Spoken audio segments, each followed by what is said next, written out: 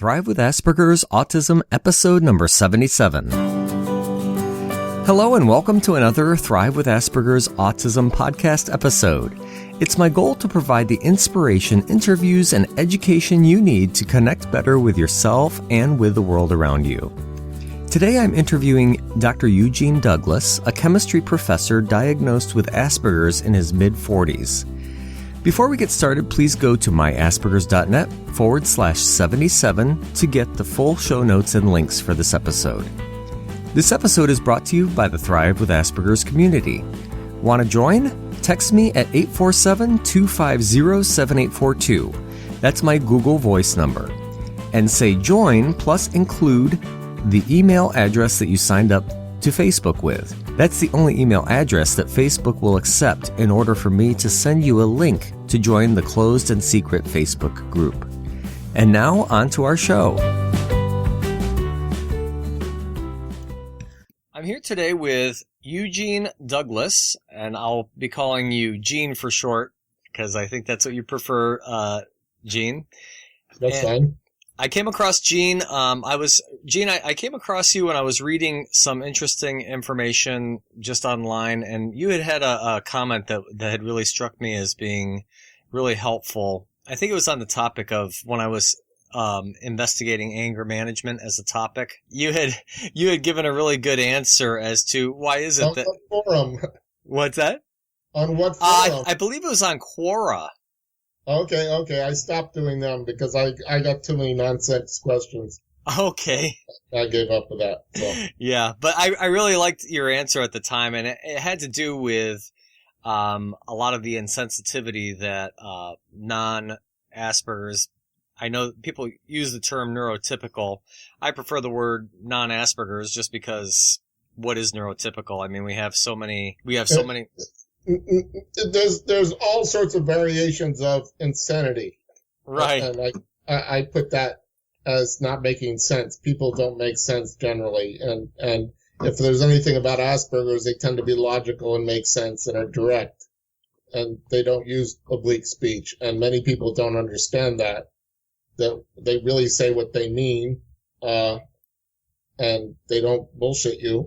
I don't know how else to say that other than use the word, so my apologies. That's okay. It's a situation where basically if the word fits, I use it. That's the way I've always spoken. So basically it's a situation where, it's plain speaking, essentially. Yeah, so when people don't say what they mean, or they beat around the bush, or they are not completely honest, that can be something that's very upsetting too.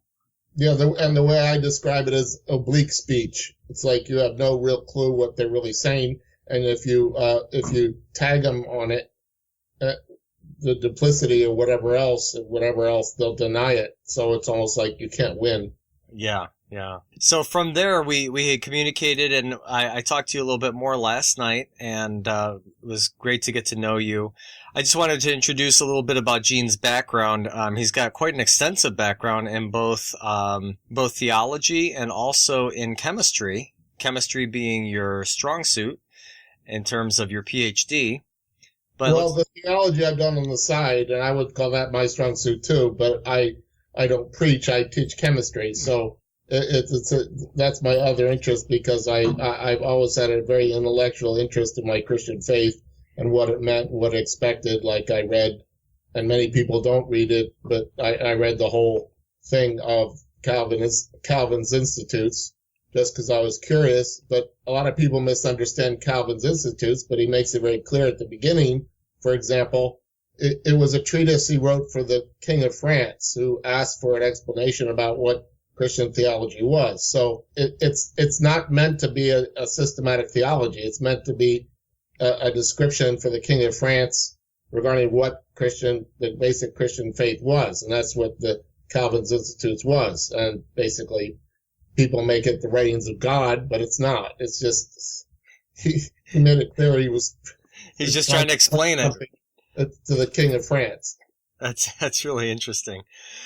So really, they're both your strong suits. I guess when I was thinking strong suit, I see that you had your PhD in chemistry, specifically in polymer science. Yeah, it's plastics, coatings, and fibers.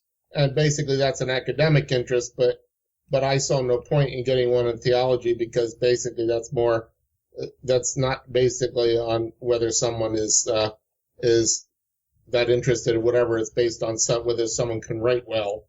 And many Aspergers believe the same as I do, that basically writing well and being entertaining in some respects is more the things that people like to tickle people's ears, using the biblical sense.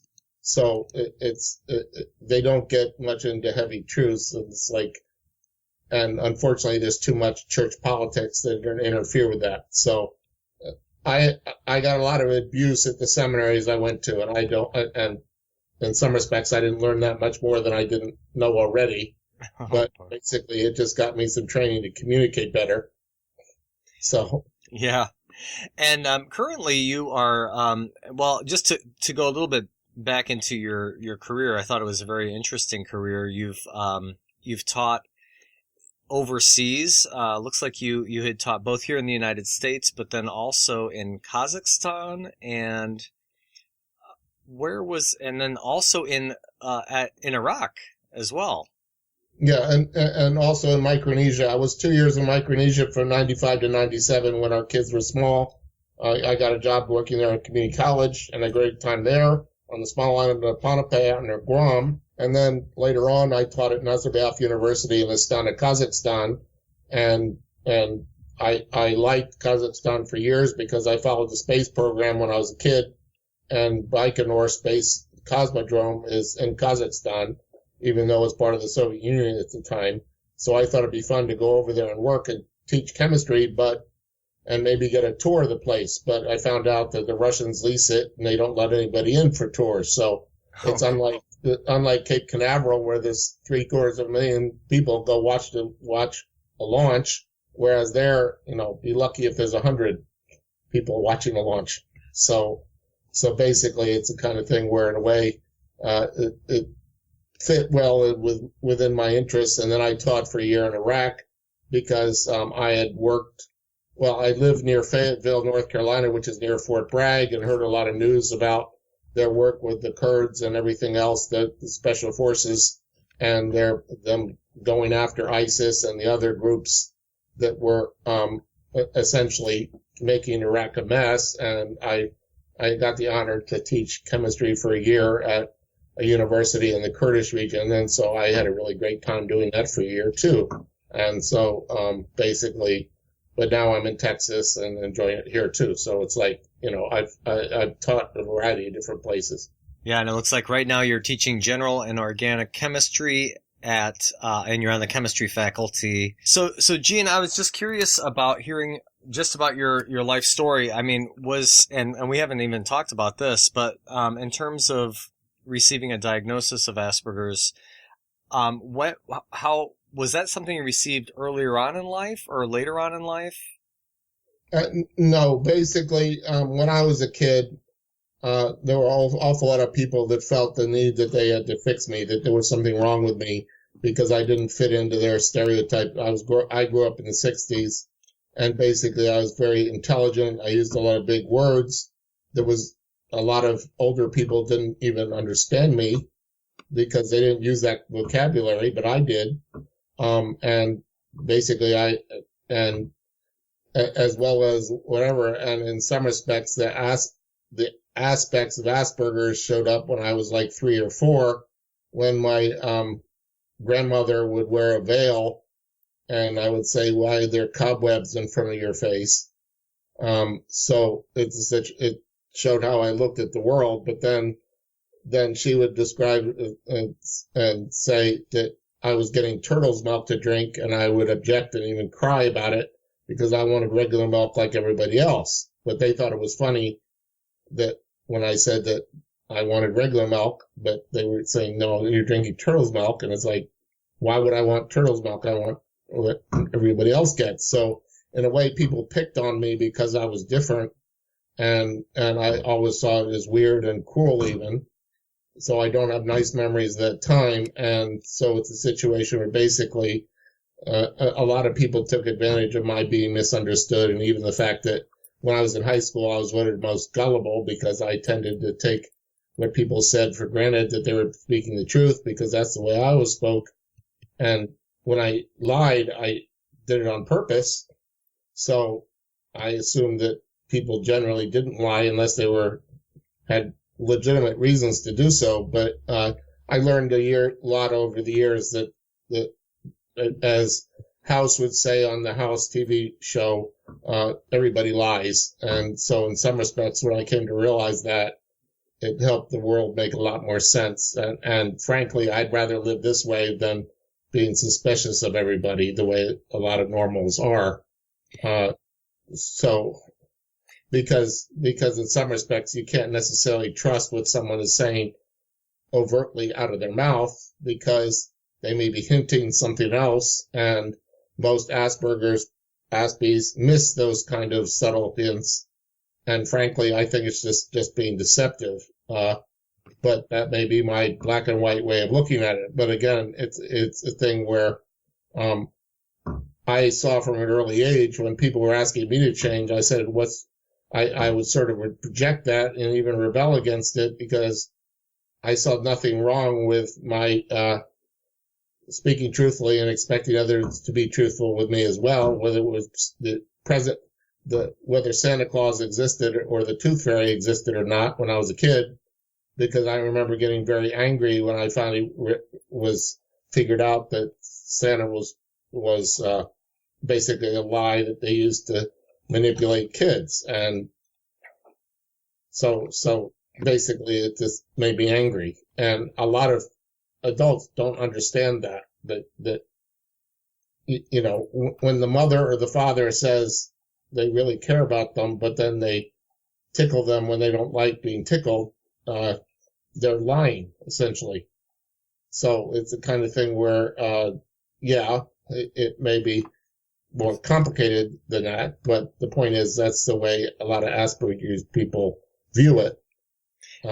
And so it leads to a lot of things, but I know who my friends are, and I always get friends wherever I live, and that's what God's helped me to understand why I go to different places is so that I can be an important person in other people's lives and not worry about myself necessarily, because I do get friends wherever I am. So at least I know who they are. But a lot of people go through lives with hundreds of friends, and it's like they really have no clue who isn't really calling them a jerk behind their back. Right. Now, and well, we talked yesterday or last night, and I thought it was very helpful. You mentioned one of the things that is probably the most, one of the biggest myths about Asperger's people is that they lack empathy. One of the things that struck me as you're talking about this is that many quote-unquote normals, parents especially, don't show empathy to their own kids and don't take the time to seek to understand where their kids are coming from if they're on the autism spectrum, because I think that would make things probably a lot better for their kids if they understood, you know, for example, well, they come up with a pretense that they were never kids once. And it's like they've been adults all their lives, which is crap. And they forget, they conveniently forget what it was like to do things, and the fact that they were duplicitous or defensive or whatever else. And then they attack the kid because they don't understand him instead of asking questions. And then they punish the kid more because he rebels against that getting attacked. Because they're not being honest regarding what they're really believing. So it's a cycle and what it does is essentially it serves to drive the people with Asperger's away from people who would be important to them, because they'd rather not be bothered than be constantly confused or frustrated because the parents or the loved ones or whatever else aren't really are leaving them clueless, because they're not really trying to communicate and to be understood by both parties. But that's a major problem in life in general. It's not related. It's just more obvious with Asperger's people. And so the normals tend to label them as nerds, geeks, computer geeks, or he always wants to play video games or whatever else, when in reality, the video game always makes more sense of dealing with real people because at least follows a mathematical pattern, because it's designed as a computer program with very few bugs. And yet people are emotional and irrational. And so basically, in some respects, and what I find particularly things is when kids growing up, or even adults, when they have grown up, they go out to bars and do stupid things out in real life or whatever else. And then we complain about a teenage boy staying home to play video games instead of going out and getting into trouble, that there's something wrong with him playing video games, which is absurd, because basically it's an intellectual exercise for him that he really enjoys. And for example, both my sons, particularly my youngest sons, like to play Age of Empires and other stuff like that, and Microsoft Simulator. And I encourage that kind of thing because it taught them a lot. But Age of Empires and everything else, that got them interested in history. And yet there are a lot of parents that if a guy, particularly a boy, has a proclivity to that, will say that there's something wrong with it and essentially deprive him of it, when the mother, all she likes to do is go on Facebook or Twitter back and forth with inane comments. And the kid looks at it and says, that's stupid. Why would I want to do what you're doing? And it's an adult spreading gossip on whatever else. And it's a situation where it's, we see it as destructive, and it's like, why would we want to do that when things, and that's part of the problem though, is that kids, when they're growing up, they get cell phones, whatever else, when they're not paying for them, instead of getting a computer. And thankfully, my sons grew up learning to use computers at an early age, not cell phones. So they got to understand the whole purpose of it, that it's an educational tool. It's not supposed to be their whole life. But if they don't have anything more productive to do outside because it's raining or whatever else, then sure, why not have them play a video game? So, and they don't have to be destructive either, because most destructive ones just get boring and they don't play it, particularly if it's not designed properly. But again, that more has to do with how normals look at life, that going out to bars for young adults is somehow better than staying at home and playing a video game with your friends who live in Texas or Minnesota or whatever else, or in Russia, because they happen to like it too, or in Korea, whatever else. And in some respects, it's just, and yet when they get criticized for it, then the kids who have that interest, get offended, properly so, because the parents are acting like jerks. Mm-hmm. So I want you to have the same interest I do.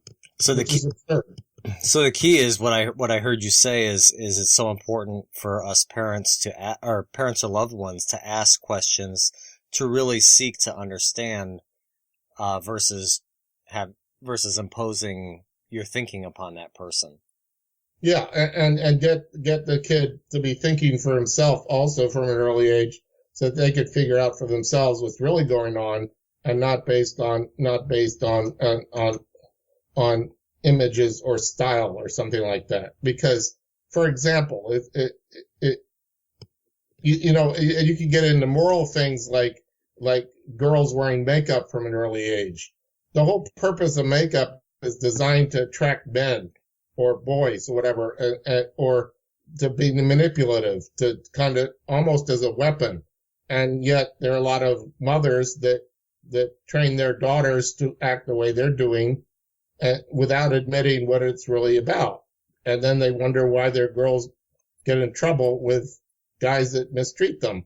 Because most of the guys who would be nice or whatever else would be driven away by that, because they'd rather be involved with someone normal, not someone that trivial. So it's a kind of thing where, in a way, it's a self-defeating kind of thing. But that's the way a lot of people with my thing, Asperger's, look at the world. Mm-hmm. That essentially a lot of it's insane, because they're pretending they like they're bringing their children up well, when in reality, all they're doing is perpetuating, justifying their own misbehavior when they were younger too, by encouraging their kids to do the same thing. So in a way, it's a self-destructive pattern that this continues. I'm not on the spectrum, so there are a number of people. I would say 2/3 of the audience who are listening to this podcast are on the autism spectrum. So, but I guess what I'm asking is, what advice would you have for? Well, I would say I would disagree with that. I would say maybe 1/6 are, because a lot of the people on the autistic spectrum with Asperger's have already figured out that they got better things to do than listen to other people whine or complain. Because I found a lot of forums online about Asperger's has to do more with parents that trying to figure out their kids instead of learning to communicate with them, because they want a whole lot of platitudes about what their kids mean instead of spending the time to talk with them themselves. And so it's a situation where a lot of the forums or whatever else, sure, they're helpful for people in my situation, but they get tiresome and repetitive or whatever. It's kind of like, and I put this in a political sense because it makes the same thing. I like what a lot of Rush Limbaugh talks about on the radio, but I don't listen to him every day because he's very repetitive and just goes over the same stuff again and again. But a lot of people are entertained by that, but I find it boring and repetitive. But that doesn't mean I disagree with him. Right. It's just a situation where, even though I'm conservative, I find Hannity stupid, but again, that's my opinion. He has his own audience, but I always like William F. Buckley because he would have an intellectual conversation with people, and there's some other people that are intellectual conservatives as well on things. And so if you can make it intellectually interesting on a whole variety of topics because somebody is educated and acts and really knows what they're talking about instead of just saying stuff they don't know, because believe it or not, real intelligent people are likely to admit, as you have a higher level of intelligence, you'll admit that there's a lot more you don't know that you do know. So it's a situation where it's humbling in itself of just getting to be an expert in a certain area versus not. So it's a whole complicated issue regarding what people in my situation understanding what's going on. But I appreciate what you're saying about the fact 1/3 are, but I think there are a lot of clueless parents and loved ones that aren't spending enough time talking with those that they have it and trying to understand them. So they go to outside sources because it's easier. So I think you're answering my question, which is, because I wanted to say, what would you say to parents who are not on the spectrum? And what you're saying is put a lot of the time that you might spend studying or reading about or asking other people for advice, and take that time and spend it getting to know your child. Right, or getting to know all of them. Yeah.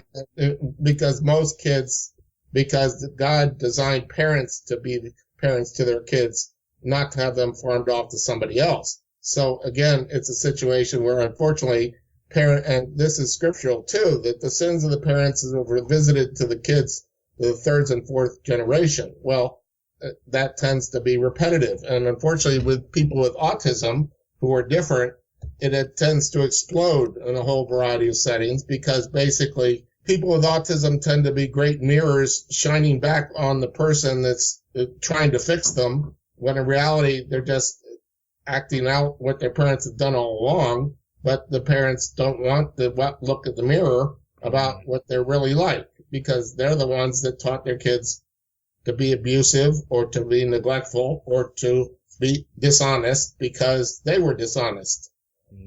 When they thought the kids didn't notice. So it's a situation where, again, it's a complicated issue, but I think part of the problem comes from normals trying to fix those with autism as if there's something broken, whereas God overall designed them a certain way. Sure, they're severely autistic kids or whatever else. And science and scripture is silent on it. They're clueless. They really don't know why. But again, it has to do with proper Christian parents or proper parents, it doesn't need to be Christian or whatever, it could be even Jewish or whatever, if they love and sincerely pay enough attention to a kid with Down syndrome, the person, boy or girl, can grow up to be a very sweet man and woman. And yet they can also grow up to be angry, destructive, and perverted, all based on how they were treated. And it's almost like if there's a bad master for a dog, that dog will be brought up to be a terrible dog.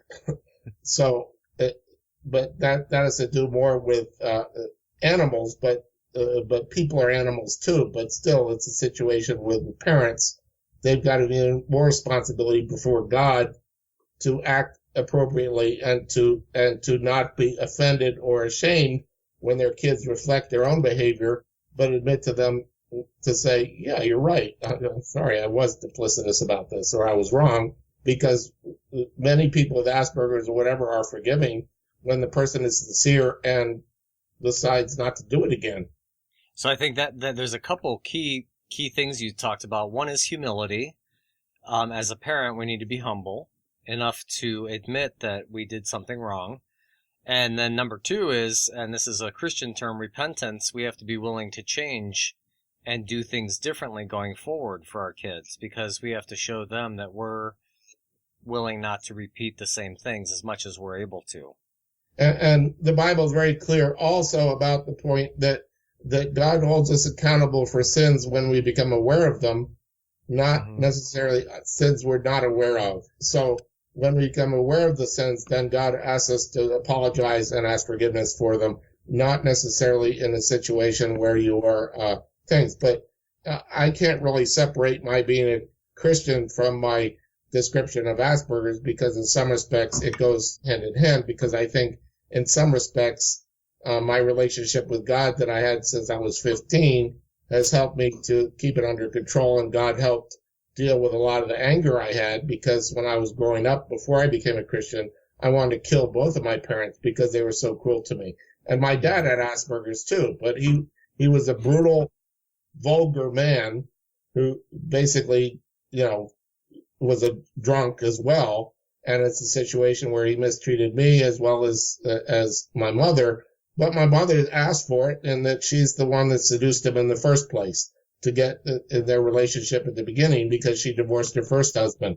So in a way, it all goes to understanding that. And believe it or not, there was a radio show that I listened to for years that I still like listening to her periodically, that helped me to understand relationships more than people are willing to admit. But Dr. Laura Schlesinger, when she talks about interactions between men and women and whatever else, and the 10 stupid things men do to mess up their lives and women do to mess up their lives, they're both very helpful books for people to understand the other sexes and why each sex is responsible for their own moral choices, and got to accept responsibility for them, not blame the other person because they were a fool and married a drunk, which they liked going out and getting drunk with when they were 21 years old.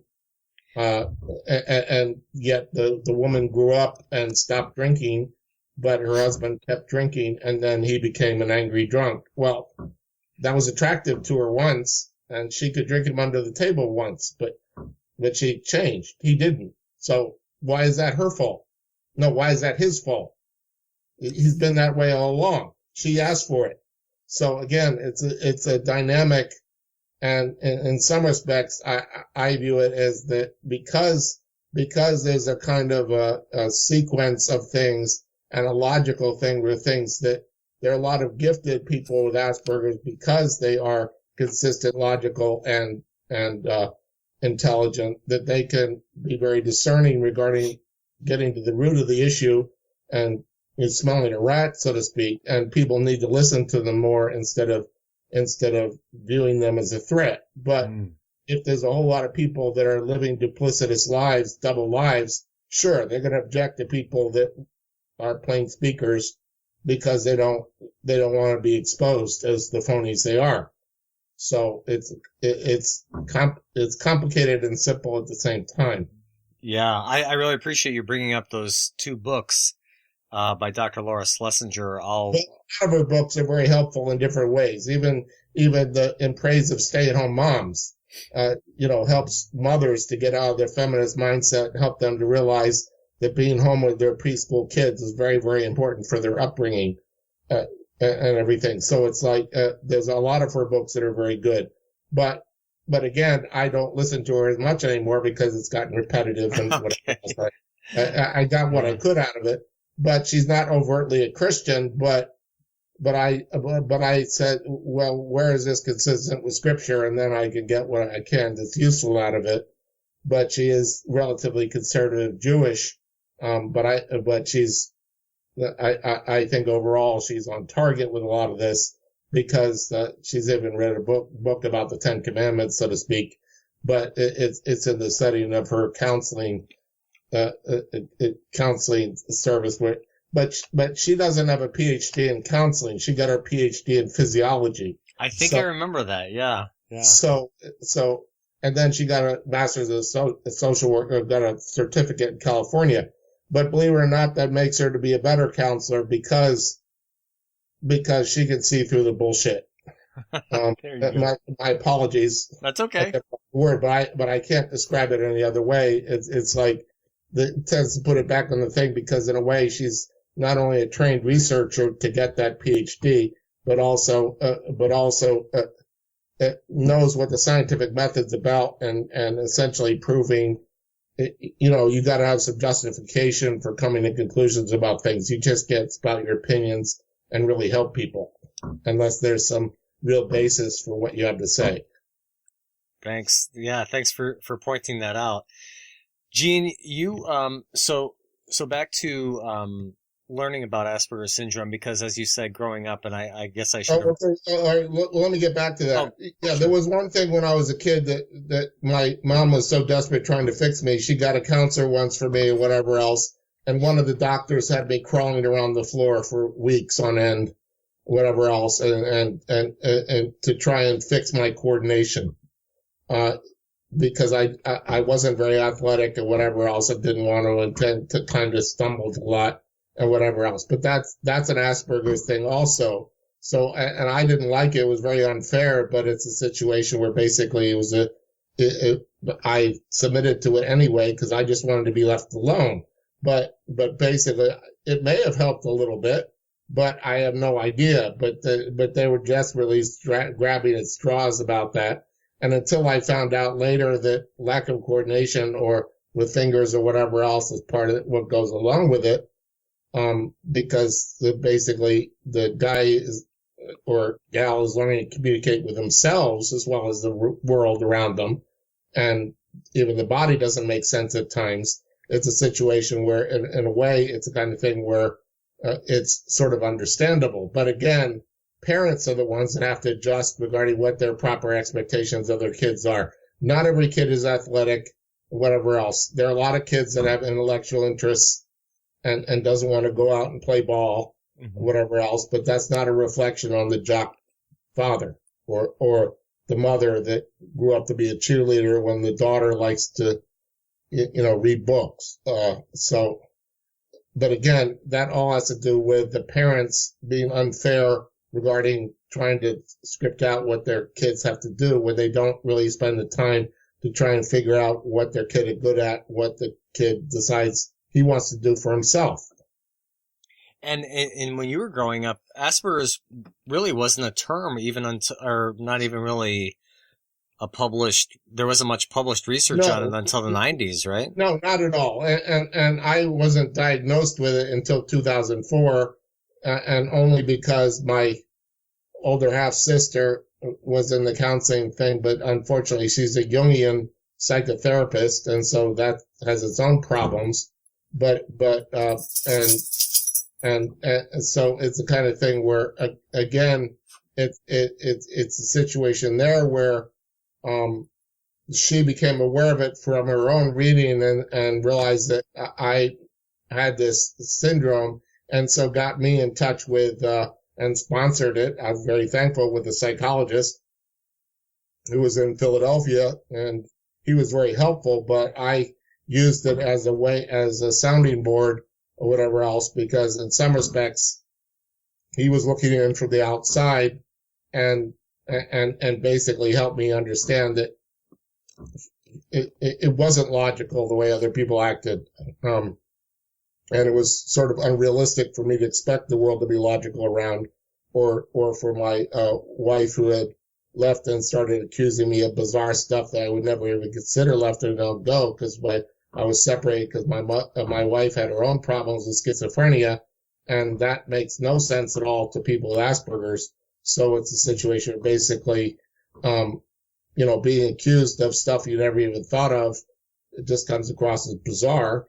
And yet when you're accused of something like that by someone you love, a guy with Asperger's or whatever, someone with Asperger's gets very defensive because they never can prove they didn't do something if the person is convinced they did or had that attitude or whatever else, because the parent or the sibling or someone else is convinced they're thinking the same way they are in a duplicitous manner, when it's like, in reality, the kid doesn't really care, let alone even think of deceiving somebody. Mm-hmm. So, or they're looking at something from a different perspective, and so they answer a different question. They answer a question directly that's asked, but then they find out later that wasn't really the question was being asked, because basically they were expected to read between the lines. Well, that's nonsense to someone with Asperger's or someone on things, because it doesn't make any sense. Mm-hmm. Why, like, say, for example, if a girl asks a guy with Asperger's, do I look good? And he'll say yes, because he found something nice that she looked good about. Mm-hmm. But then when someone else criticizes her, then she might assume that the guy was lying because he missed this other thing that she was convinced to think. So it's just bizarre, that whole kind of mentality. And so it's the kind of thing where, in a way, and part of the thing that I was accused of was because ever since an early age, because both my parents were in their second and third marriages, and my older siblings went through relationship after relationship that was destructive and everything else. And I decided, even before I became a Christian, that I wanted to be a one-woman person, and I wasn't interested in going around dating everybody, because I was just going to prepare to wait for the person that was designed for me and just like my company and like to have conversations with me. So that's basically the way I looked at it all along. And yet people started calling me names that I was latently homosexual, because I wasn't interested in being promiscuous. And once again, they're imposing their own, what they think, in other words, what they did, they were imposing on you and assuming that because you're not like them, therefore you're something else. Or that I'm judging them for it, when in reality I could care less about how they misbehave. It's like, it's worse when the person doesn't do something. It's like, for example, going out to a bar and with friends who ask you out to a bar, you decide to have a Diet Coke there, whatever else, then the friends get all upset with you because you're not getting drunk and they can't see you drunk the way they are and whatever else. And then they get angry at you because you're not drunk or whatever. And then it's all your fault because you don't drink alcohol. So they decide, oh, next time we'll put alcohol in his thing. And then he doesn't like how he feels, and so he doesn't do it again. So he doesn't even cooperate with someone else getting him drunk because it just makes him ill. And he decides, well, I'll leave and go home. So again, it's all about other people playing games, expecting the person to read their mind when in reality they're not doing it.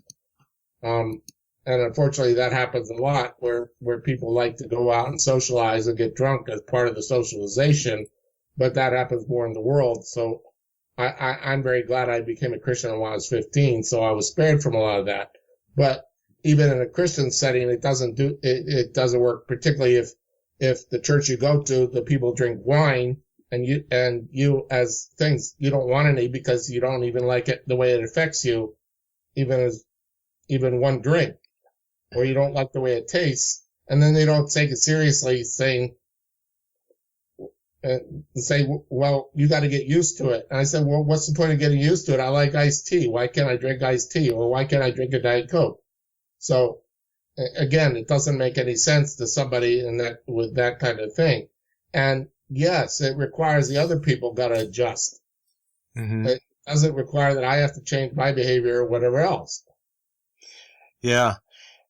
Well, Gene, I had just this last week, I had an adult contacted me and was wanting to know about what are some of the advantages of possibly pursuing a formal diagnosis of Asperger's versus what might be the drawbacks or disadvantages of it. Do you have any thoughts on that for that person? Well, did the guy have Asperger's, or was it someone asking about someone else getting it? No, he was actually asking for himself. Well, there was a quiz on Wired. It's still, I think it still works. That like asks 50 questions, and then if you're above 40 on it, you're on that scale. And I think that's probably the best tool to do it, because it asks questions. Would you rather go out to a party or go read a book in the library? Mm-hmm. Or would you rather go to the theater or go see a movie? And people with Asperger's tend to do, I'd rather see a movie than go to the theater, or I'd rather go to the library than go to a party. And yet a lot of people who are quote unquote normal would object to, why would he rather go to the library than to come to my party? Because he finds a lot of the chit chat annoying and he doesn't know how to do it. So that's why he doesn't want it. It's not that he's rejecting them.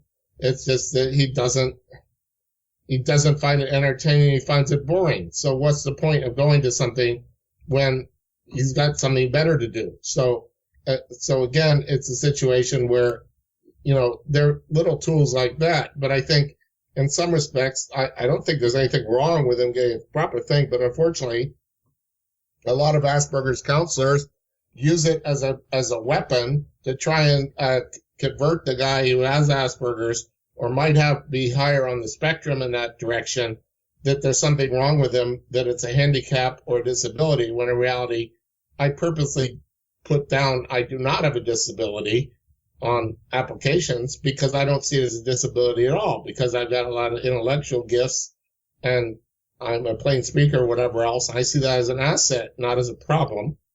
Uh-huh. Dependable. Yeah. I work in something, etc. I'm loyal, whatever else. Unless someone tries to screw me, then I'll pay attention to someone else. Mm-hmm. So it's the kind of thing where in a way I'm using that in just the sense of, someone betraying someone else or whatever else. So in a way, it's like, but they're also inclined to think the best of other people because they've learned to survive and realize it's better to have that attitude than to be suspicious of everybody.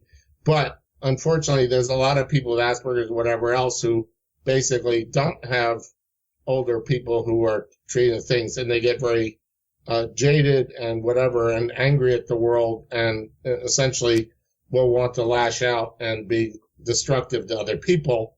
And unfortunately, that I frankly think that's part of why becoming a Christian helped me change that, because my becoming a Christian when I was 15 helped deal with a lot of the anger I had inside. There was enough to make me want to kill both parents, because and I'm going to be very blunt here. Both my parents I grew up in a parents where my mother would say, "You're just like your father, you rotten bastard." And my father would say, "You're just like your mother, you rotten bastard." And then I finally was adult enough to say, "Well, you're the one that made me that way, because I'm the eldest son of the second marriage. You're the one that made me a bastard kid, not they." So I turned it around and made it literal. Well, then my mom panicked and ran away to try and find the marriage license to prove that she had married my dad. And in a way, but that kind of illustrates it perfectly, that they were being absolute jerks to each other and then being a jerk to me because I reminded them of both of themselves. And so it's a situation where that was somehow my fault, when in reality they treated me in such a way that made me angry at them. because they were essentially using me to get at the other person. So again, but I don't say that to get sympathy. I say that just to put it in context because I've learned over the years to deal with it. I'm 60 years old, but obviously there's been a lot of reflection about that, but I don't see it very helpful to be anything but truthful about it. But also another situation is one of the gifts of a lot of people with these intellectual gifts is they remember events as stories from years ago, and they could be confident that basically what they're saying is true, that they don't reinvent the past or pretend that things didn't happen when they did. Mm-hmm. Because a lot of these things I wish I didn't remember anymore, but I'm kind of glad that I did because, and I'll go to scripture again, because God's helped me understand a lot of the suffering I went through because of what it says in 2 Corinthians chapter 1, where God, praise be the God of all comfort, who comforts us in our trials so that we can comfort other people. Mm-hmm. And that gives a whole point for the suffering I went through because I can comfort others who are going through similar suffering now. And in some respects, that gives a purpose for why I went through that I did, because God could use that. And because, it also helped me be a much better dad than my dad was, because I learned what not to do regarding my sons, even though I made mistakes anyway. I made different ones, but at least they were genuine ones that once I became aware of them, I apologized to them. But yet if you have an adult with Asperger's and their kid has a different viewpoint of the world or whatever else and is angry with them because they somehow are not submitting to what they've decided, a lifestyle that they have, why doesn't the parent agree with my lifestyle now when they were brought up to live differently than that? Because I rejected that lifestyle years ago. It's a situation where that comes across as judgmental and mean to others looking in because I'm mistreating my child who decided to pick another lifestyle or something, which it's perfect. In reality, it's perfectly consistent with the way I've lived my life all along. I've always saw adultery as being wrong. So I'm not going to say for my relative, it's somehow okay. You know what I'm saying? Yeah. So it's a situation where basically, but then they blame me because I'm not malleable and being able to be manipulated to change my view to get some peace with them. So again, it's, and that's part of what I find interesting too. There's certain currents going within Christianity of, what they call peacekeepers movement, where they have Christian counselors who act as mediators in divorce and other things like that. Whereas in reality, there's nothing in those setups that could prevent one or both couples from lying. But there is in a court setting, because basically if someone lies to a judge or something like that, essentially, if someone lies to a judge, that person can be arrested and thrown in prison for perjury. Right. So they're obligated to speak the truth. Whereas in reality, if you got a Christian mediator situation, presuming that both of them are going to be truthful when one person is the adulterous person and the other one was taken advantage of, that's perverse, because the person was living a lie for years anyway. And that's part of why I have contempt for adulterous men, because my dad was an adulterous man who married a divorced woman from the beginning and then left my mom and our family because he was tired of dealing with her all the time. But I understand now why he left, because my dad had Asperger's too, and basically the attitude that my mother had was that she saw my father as being God's gift to her so that she could fix him. And that got him to divorce her because he realized that there was no resolution to that. So I finally understood that later. But So it made sense. Obviously, he didn't want to be around that.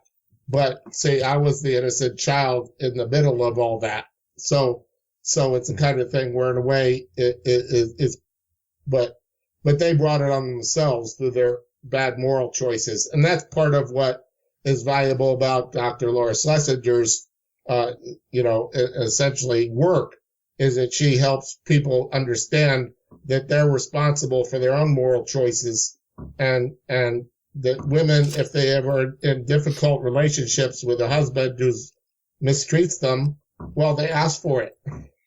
And if their husband beats them up, they shouldn't go talk to the pastor about it. They should prosecute the guy to the fullest extent of the law and not drop charges and let the guy spend some time in jail where he's going to be mistreated and everything else by fellow prisoners. So again, it's a situation where the law has a certain place regarding expecting people to act properly. But if a Christian woman marries a non-Christian man who decides to become a Christian to make her happy, and then decides to go back to his life because he's tired of it and he's already married to her, whatever else, whose fault is it that she was a missionary dating? Mm-hmm. It's hers. She asked for the later divorce because the guy she married was an adulterous pig who got drunk. Well, she met him in a bar. What she expect? Right. So again, it's a situation where people evading responsibility by blaming other people. So in a way, from my perspective as someone with Asperger, we tend to look at it very directly and are willing to be plain speakers about it. And that's off-putting to a lot of people too. So again, it's enormously complicated when normals who are naturally duplicitous don't like hearing the bare truth, whatever else. And then they accuse us of being too black and white. Whereas when you have 10 commandments that are written by God, yes, of course we're black and white because they make sense. Yeah. I just wanted to go back to a little bit. I know I'm just, what I'm talking about. Have you ever heard, it's called the social model of disability, and this is autistics and Aspergians many times have argued that there is no such thing as them personally being disabled, but because society does not understand Asperger's, they often impose certain requirements upon them that then create that disability. What are your thoughts on that? Well, it's a label. It's a label that society puts on it to label people to avoid dealing with understanding the individual. Okay. Because most people don't want to spend the time to get to know the individual and help them to understand how to really communicate with that individual. So they like to use labels as a way to avoid it, and to be simplistic about it, because in reality, each individual is the same or different, and they can't be treated the same. But when they're put in a category of being disabled, it can almost be like, well, that person thinks I don't have to pay attention to it because they're always going to be that way.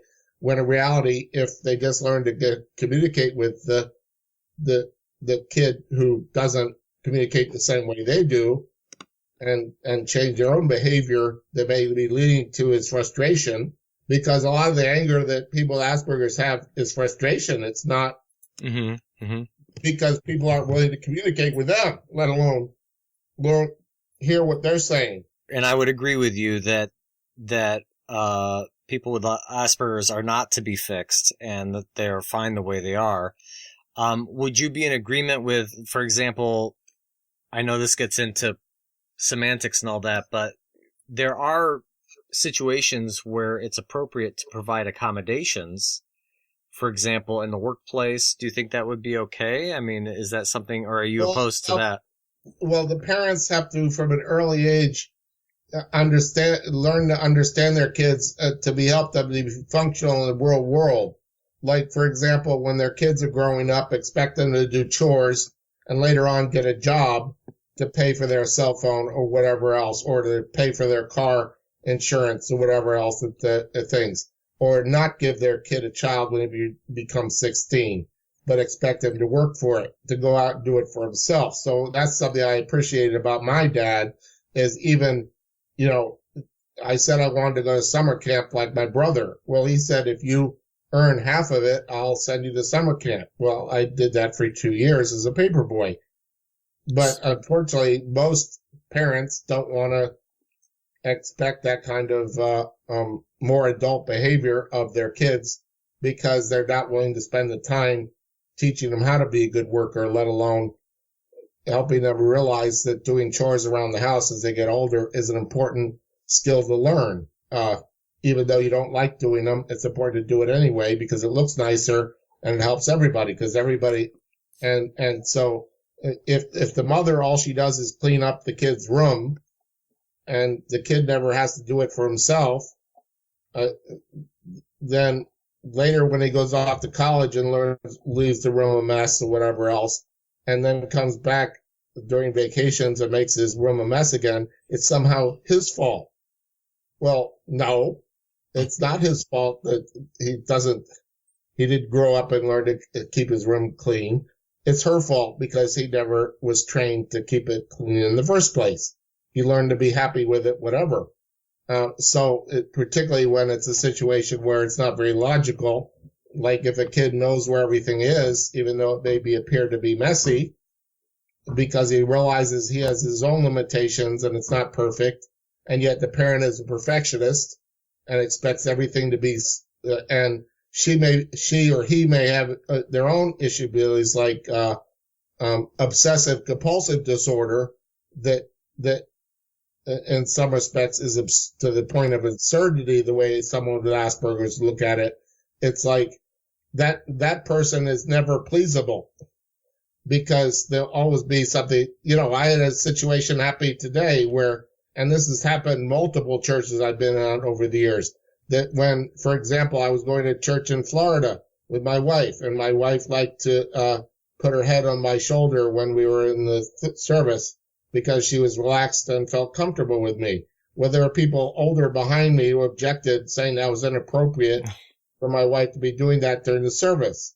And then I would object to that and say, well, what the hell are you doing? Pay attention to my wife the way she has her thing. Why aren't you doing where you're supposed to be in church? And then they got offended by it because I didn't accept their advice and tell my wife not to put her head on my shoulder. Well, or someone too, when they're used to having communion a certain way, I take it a different way that I learned how to do it when I was things. There's nothing wrong with it or whatever else. And then they object to it saying, oh, we don't do it that way here. And it's like, well, I don't care. This is the way I did it all along. And not doing anything immoral. I'm not doing anything improper. I'm not being rude or whatever else. And I really don't care if you're offended. That's your problem. It's not mine. But then they get all huffy and upset with me because I'm not listening to them. Well, I heard them loud and clear. So again, it's a situation again where people who nitpick that way, the issue is not whether someone really objected to my wife with their head on my shoulder. The issue is something much more deeper in that other person that caused them to be nitpickers, trying to pick on someone else's problems or whatever else. And that has to do with somebody who's an individual who can't deal with somebody with Tourette syndrome or a child that stutters. Mm-hmm, mm-hmm. For example, there are parents, when a child starts to stutter, that doesn't slow down and be patient with the kid and help them to speak more things, but punishes them for misspeaking. And so it gets worse with the kid. And then they make it worse and worse. Or even Tourette's things. And a lot of guys and girls who grew up with Asperger's or in that things have to unlearn which was badly taught by their own parents because essentially because they've been forced into a box to act in a certain way that was more comfortable for their parents to have them act so that the parents could avoid responsibility for their own behavior that was leading to that behavior of their child. You know what I'm saying?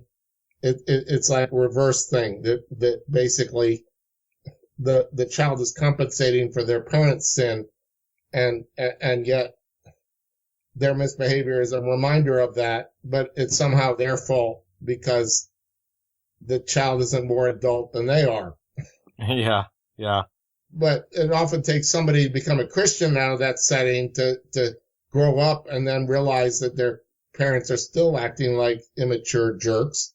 And so basically, I realized in many respects I grew up when I finally said to my mom, well, you're the one that made me that way. And so basically I didn't care whether either one of my parents ever said again that I was a rotten bastard because they're the ones that made me that way. It wasn't anything I did. Yeah, yeah. I was thrust into a situation of their making. It's not my responsibility.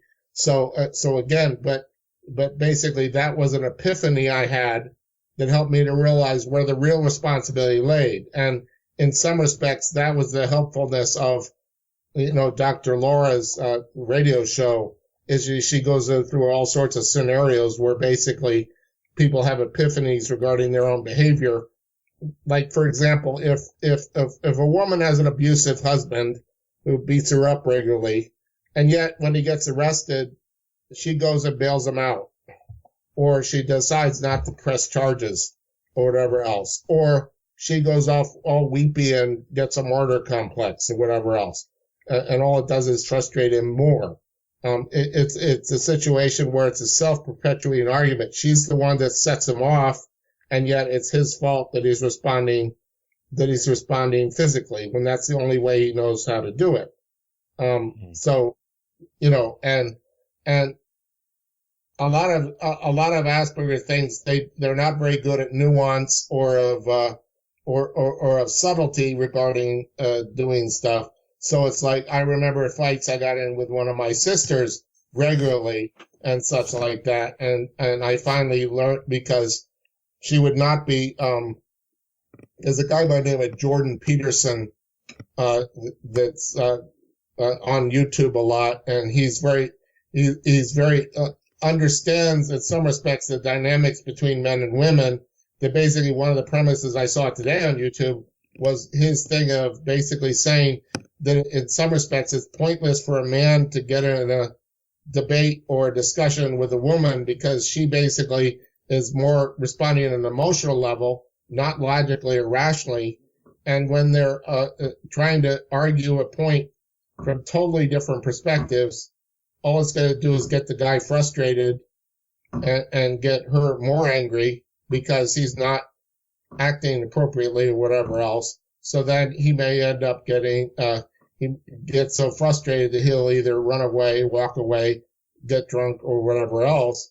And yet she's the one that set it up by setting a scenario where, does this dress look good? And he gives an honest answer and then she thinks he's lying to her. Well, whose fault is that she didn't really want an honest answer?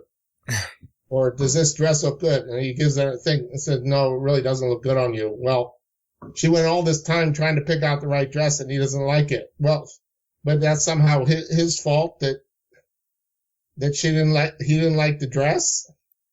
Yeah. But again, it's like he set her up. She set him up for that. So he can't win.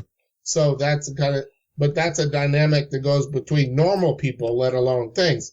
But with people with Asperger, it gets even magnified even more because it makes even less sense.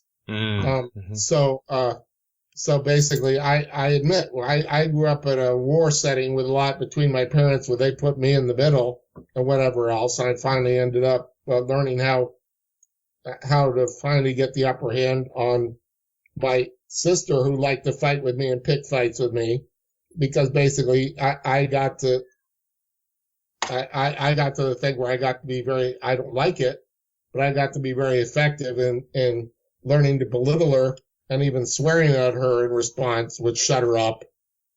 And so it's like I become across as mean or even misogynist, but she's the one that set me up for that in the first place. So who's really the person who's at fault? Not me because she set me up for it, but she's the one responsible. So it takes two people to have a fight. They're both responsible for it. Particularly when the person doesn't let the other person walk away and settle down because they want it to continue whatever on infinitum categorize, and so they're easier to dismiss. And right. Yeah, it's just much more subtle. So in a way, but it's even more destructive when it's subtle, because that's how gossip and other things can be used behind the scenes to basically destroy people, just because people tend to talk about other people much more than going to them directly. And so when directly talking to somebody and first asking questions, assuming the best of the other person, asking questions, did you misunderstand? And then you can often get a meeting of the minds just by asking questions and listening to them instead of jumping to conclusions in advance. Yeah. And often it has to do, particularly with someone who has Asperger's, dealing with a normal person. The normal person should just ask questions and then find out what's really going through the kid's mind. Sure. Or else then the person decides, oh, there's nothing offensive about that. I just didn't think of it because thinking differently. But they automatically think that there's some nefarious reason, or that the person's lying, when in reality they were answering a different question that wasn't asked in the way they viewed it. So it's a matter of communicating. But the only thing I've seen valuable with the Asperger's, all the sites and everything else, is just there's bits and pieces from the different places which help me understand kind of the dynamics between things that is important for people with Asperger's to understand what's going on. But it's like I've got more I've gotten more things regarding watching more intellectual shows that kind of deal with the imaginative people that deal with the true human thing. Like there was another show out for a few years called Lie to Me. Yes. Which helped with things. And you know, it was quite good because the writers really knew what the dynamics were regarding small signals, whatever, and people with Asperger's can't read them. Yeah, micro expressions. I think the person who consulted on that was with the FBI, I think, and he helped the people on the show with writing their information. So right, yeah, right. But in some respect, and even the way House looked at the world, and understanding the dynamics of things, and even one of those shows, somebody mentioned that, oh, he might have Asperger's, but he was an immoral jerk, but he didn't care he was an immoral jerk. That's the way he viewed his life. So again, it was something he was comfortable with or whatever else. But again, he decided for himself he was going to be productive anyway, in spite of his leg problem and the fact he needed hydrocodone regularly. Mm-hmm. But then when he finally realized he had a problem with it, he let himself, go to the hospital and get treatment. But unfortunately, when a lot of people don't want to deal with that stuff directly, a lot of people in that things get difficult. But that more has to do with many ways that people, even normal people, are self-destructive at dealing with stresses when in reality it's getting things. So basically it's the kind of thing where, and another thing about Asperger's too that is weird is that when parents are preferential between, like, for example, they've got a normal daughter or son, and there's another daughter or son that is more things, and they see that them with themselves with Asperger's, they're held to a very different standard than the child who's normal. It's a situation where that comes across as being very, very unfair. Like, for example, my dad had a real problem with me when I was a kid, because I had a choice between orange soda and root beer. And there was 4 of each, or 2 of one and 4 of the other. And I didn't like orange soda, so I asked for the root beer. And I would regularly ask for the root beer. And the attitude he had was, you either take the orange soda or you're not getting anything. Well, I always saw that as being very unfair, whatever else, because if he really wanted to give me what I wanted, he would have gone out and bought some more. Mm-hmm. So again, it was too inconvenient for him to realize that he was asking me what I wanted, and I told him it wasn't because I was being selfish. It was because I didn't like the other choice. It had nothing to do with selfishness or whatever, but he put a label on it.